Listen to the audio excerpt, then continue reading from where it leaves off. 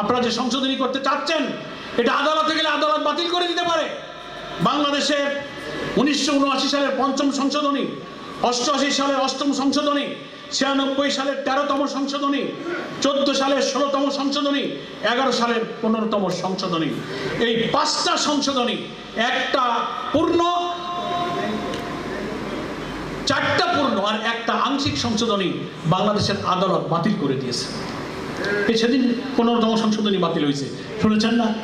গণভোট ফিরে আসছে, তত্ত্বাবধায়ক সরকার ফিরে আসছে।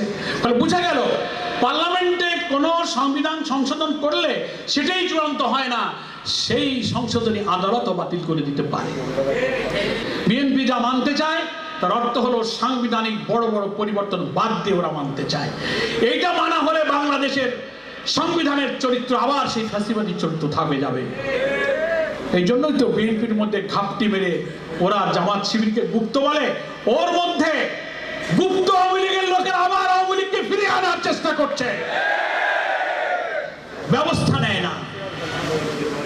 ওদিকে পার্লামেন্টে নরম নরম কথা বলে, আবার আওয়ামী লীগের নেতা মন্ত্রীদের জামিন দেয়। ভেতরে ভেতরে অনেক ষড়যন্ত্র।